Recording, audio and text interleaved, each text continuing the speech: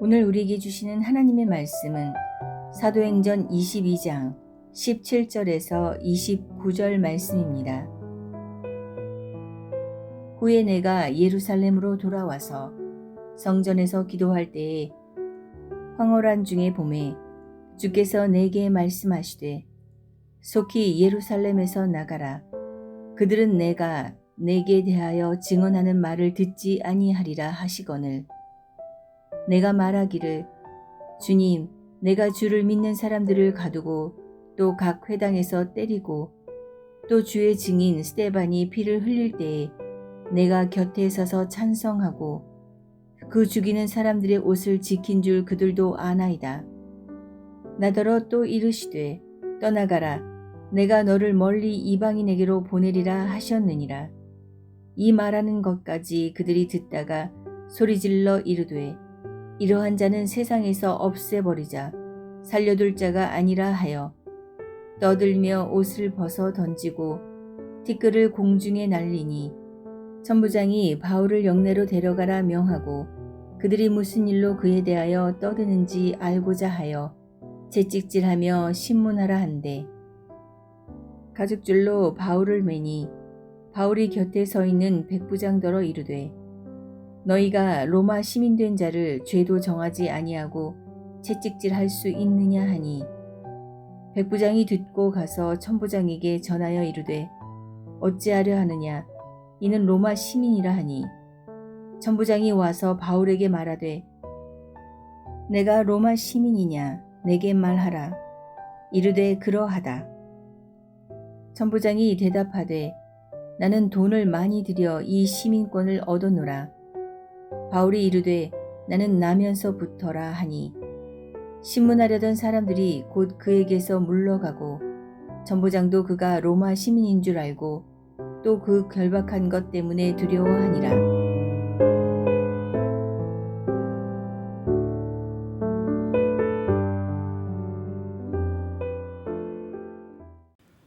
사도 바울은 예루살렘 성전에서 폭도들에 의해 매를 맞고 죽을 위기에 놓여 있었습니다.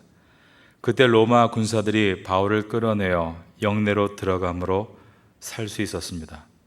그러나 바울은 예루살렘에서 사는 것이 목적이 아니라 복음을 전하는 것에 목적이 있었기 때문에 피를 흘리며 성루에 서서 자신을 죽이려 했던 군중들을 향해 복음을 전하기 시작했습니다. 그는 자신의 간증을 통해 복음을 전했습니다. 어제에 이어서 오늘도 바울의 간증을 먼저 살펴보겠습니다. 오늘 본문의 첫 절인 사도행전 22장 17절입니다. 후에 내가 예루살렘으로 돌아와서 성전에서 기도할 때에 황홀한 중에 이것은 20여 년 전에 사도 바울이 경험했던 일로서 그는 그리스도인들을 핍박하기 위해 다메섹으로 갔다가 다메섹에서 그리스도인이 되어 예루살렘으로 돌아왔던 일이 있습니다. 그는 다메섹에서 체험한 예수님의 임재를 사모하며 예루살렘에서도 계속해서 기도했습니다. 그러면서 신비한 체험을 한 것입니다. 후에 내가 예루살렘으로 돌아와서 성전에서 기도할 때에 황홀한 중에 그 다음 22장 18절을 보면 봄에 주께서 내게 말씀하시되 속히 예루살렘에서 나가라. 그들은 내가 내게 대하여 증언하는 말을 듣지 아니하리라 하시거늘. 바울은 예루살렘에 돌아와 성전에서 기도만 했던 것은 아닙니다. 그는 예루살렘에서 주 예수 이름으로 담대히 말하고 헬라파 유대인들과 변론했었다라고 되어 있습니다. 다메섹에서와 같이 바울은 예루살렘에서도 열심히 전도 활동을 벌였던 것입니다. 그러면서 매일 정해진 시간에 성전에 들어가서 기도를 했는데 하나님께서는 바울에게 속히 예루살렘을 나가라고 말씀하셨습니다. 그 이유가 그들이 내가 나에 대하여 증언하는 말을 듣지 않을 것이기 때문이라고 하셨습니다. 그때 바울은 주님의 생각에 반대하면서 자신의 생각을 말했다라고 되어 있습니다. 바울은 자신이 얼마 전까지 예수님 믿는 이들을 극렬하게 박해하는 사람이었다는 것을 유대인이 다 알고 있기 때문에 자기가 전도하는 것이 크리스찬들이 전도하는 것보다 더 유리할 것이라고 말을 했습니다. 19절, 20절 말씀입니다. 내가 말하기를 주님, 내가 주를 믿는 사람들을 가두고 또 각 회당에서 때리고 또 주의 증인 스데반이 피를 흘릴 때에 내가 곁에 서서 찬성하고 그 죽이는 사람들의 옷을 지킨 줄 그들도 아나이다. 자기가 그런 사람이었다는 것을 유대인들이 모두 알고 있기 때문에 그런 자기가 새 사람의 모습으로 예수님의 복음을 전하면 그들이 복음에 더 귀를 기울이고 돌아오게 될 것입니다 라고 주님께 기도했던 것입니다. 그러나 주님은 바울에게 예루살렘을 떠나가라 라고 말씀하셨습니다. 21절입니다. 나더러 또 이르시되 떠나가라. 내가 너를 멀리 이방인에게로 보내리라 하셨느니라. 주님께서는 바울에게 내가 가진 너에 대한 생각은 내가 예루살렘에 남아 너의 동족에게 복음을 전하는 것이 아니라 예루살렘을 떠나서 다른 민족인 이방인에게 복음을 전하는 것이다 라고 말씀하셨습니다. 바울은 이러한 자신의 간증을 통해 20년 전 왜 예루살렘을 떠났는지를 설명하면서 그 이유는 하나님께서 이방인들을 사랑하셔서 나를 이방인에게 복음을 전하는 자로 부르시기 위해서였다라고 했습니다. 이 말은 20년이 지난 지금 자신이 왜 예루살렘에 돌아왔는지를 설명하는 것으로서 여러분 앞에 서서 복음을 전하고 있는 것은 하나님께서 여러분을 사랑하셔서 나를 이곳에 부르신 것입니다 라는 의미였습니다. 그런데 이 바울의 연설이 다 끝나기도 전에 군중들이 폭발했습니다. 22절입니다. 이 말하는 것까지 그들이 듣다가 소리질러 이르되 이러한 자는 세상에 없애버리자 살려둘 자가 아니라 하여. 군중들이 폭발한 이유는 바울이 하나님께서 이방인들을 구원하려고 나를 이방인에게 부르셨다는 말 때문이었습니다. 유대인들은 하나님의 구원은 절대 이방인들에게 갈 수 없다고 생각했습니다. 오직 자신들에게만 있는 것이라고 생각을 한 것입니다. 그들의 교만함은 언약 백성인 이스라엘이 하나님을 모시고 있고 이렇게 유월절과 오순절에 맞춰서 100만의 인파가 하나님을 예배하고 경배하고 있는데 하나님께서 무엇이 아쉬워 이방인에게 눈길을 돌리시겠느냐라는 것이었습니다. 그들은 자신만이 하나님의 사랑을 받을 만한 짓을 하고 있고 이방인들은 하나님의 미움을 받는 짓만 함으로 멸망당할 지옥불의 땔감이라고 생각했습니다. 그런데 사도 바울이 하나님께서 이방인들을 사랑하신다는 주장은 그들의 사상과 신념을 뿌리까지 흔들 수 있는 위험한 발상이었기 때문에 그들은 옷을 벗어던지고 티끌을 날리는 행동을 취합니다. 23절입니다. 떠들며 옷을 벗어 던지고 티끌을 공중에 날리니.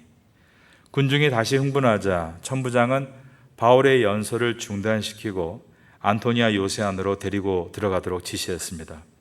그리고 예루살렘의 유대인들이 바울을 그토록 미워하는 이유가 있을 것이 아니냐라며 바울을 채찍질로 신문해서 자기의 죄를 실토하게 하라고 명령했습니다.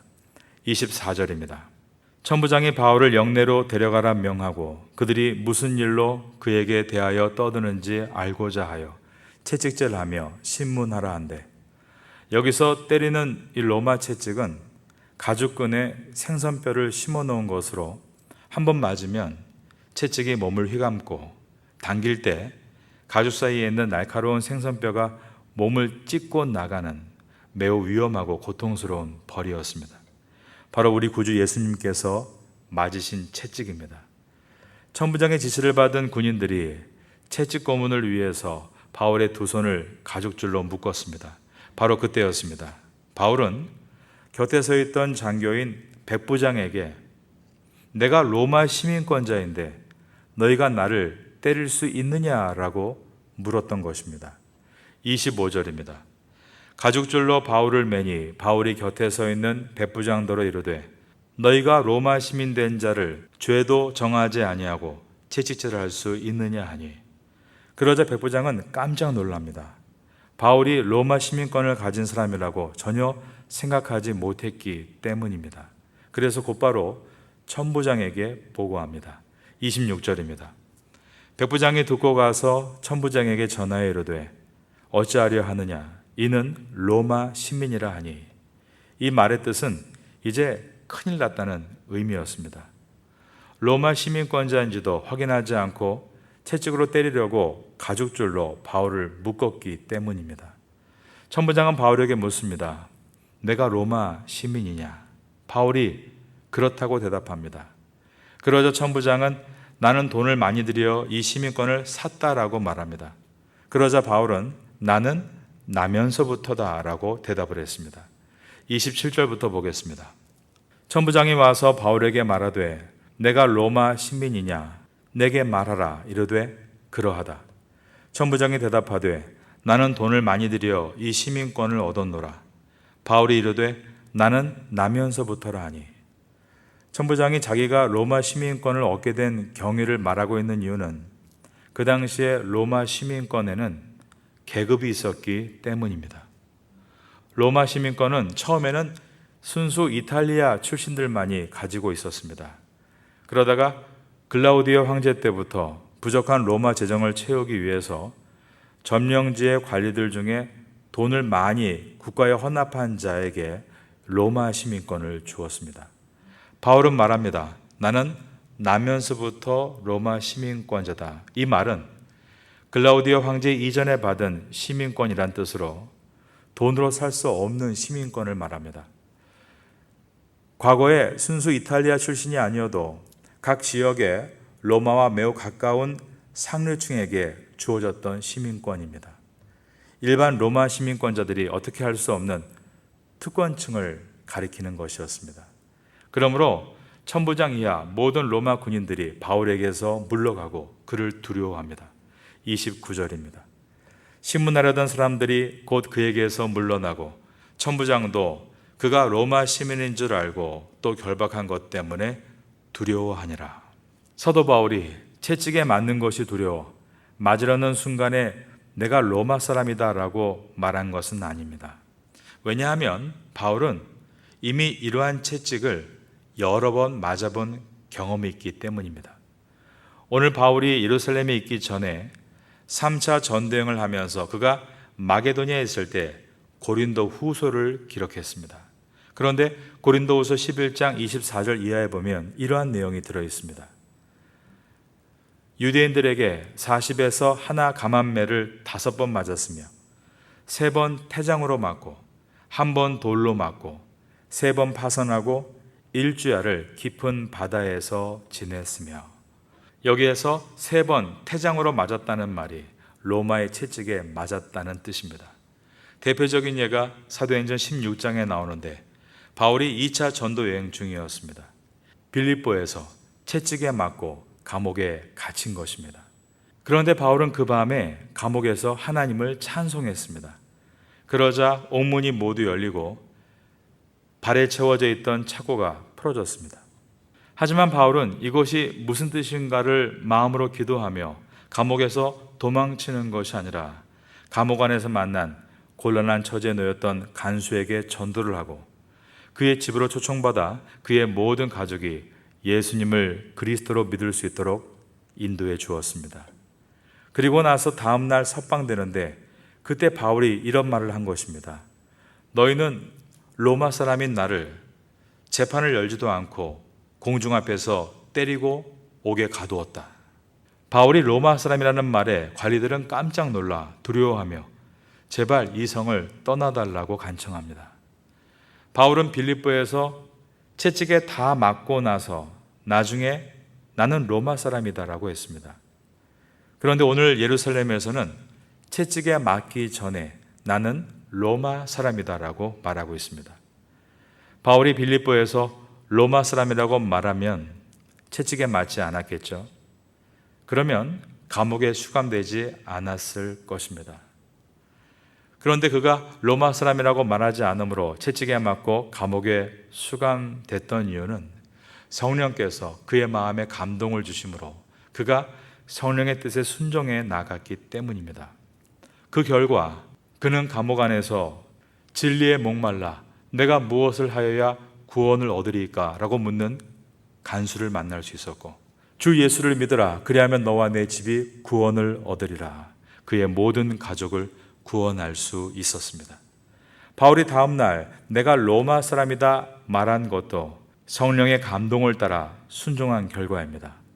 왜냐하면 바울이 떠나고 나면 이곳에 남게 될 빌립보 성도들, 즉 자주장사 루디아와 그의 가족들과 귀신 들렸다 치유받은 어린 여종과 그리고 퇴역 군인인 이 간수와 그의 가족들이 빌립보 사람들에게 위협을 당하지 않도록 바울은 자신이 로마 사람이라고 말하고 떠난 것입니다.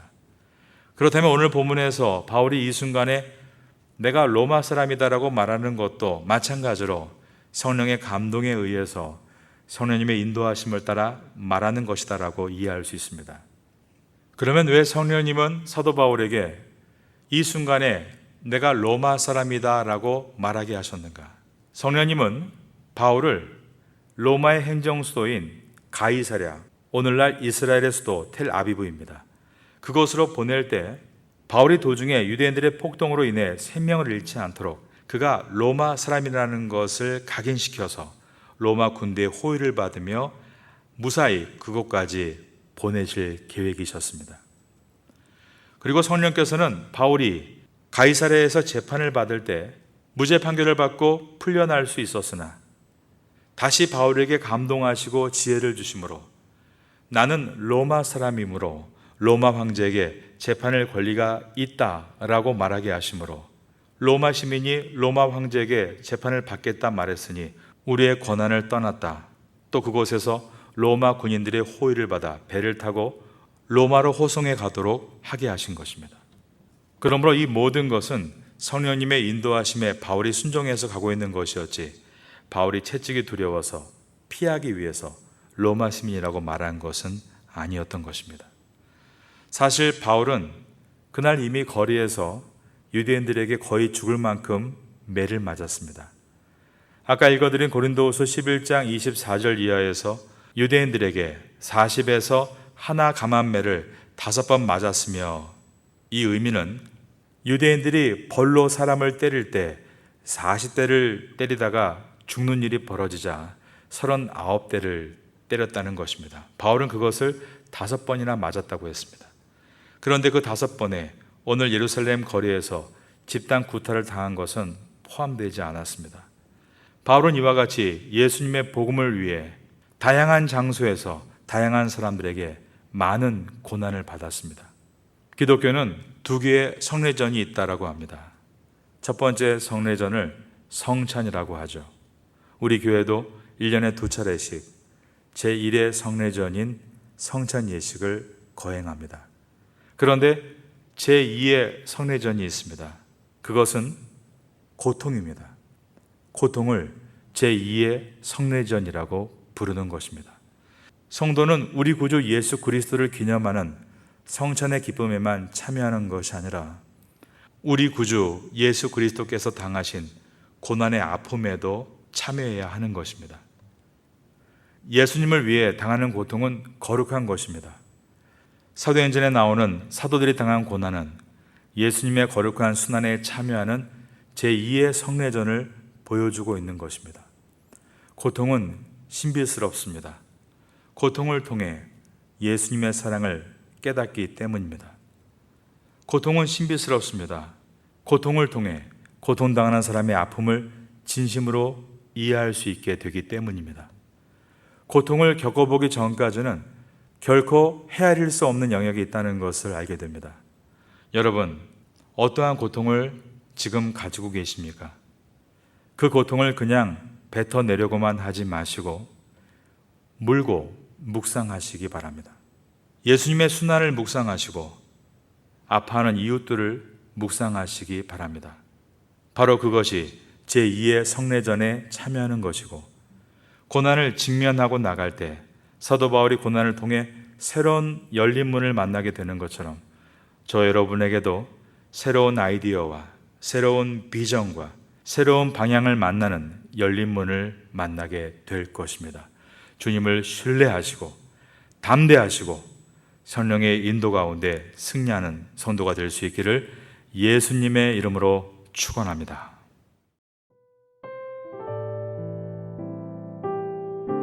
지금은 함께 기도하는 시간입니다. 8월의 공동 기도 제목은 첫째, 하반기 새롭게 시작하는 각 교구 구역 예배를 위해. 둘째, 하반기 새롭게 시작하는 한인 교회 학교와 태국인 교회 학교를 위해. 셋째, 하반기 새롭게 시작하는 주간 장애인 보호센터와 농아인 교회를 위해. 넷째, 각 사역팀들마다 귀한 일꾼들이 자원하도록 말씀을 붙잡고 기도하는 귀한 시간 되시기를 소망합니다.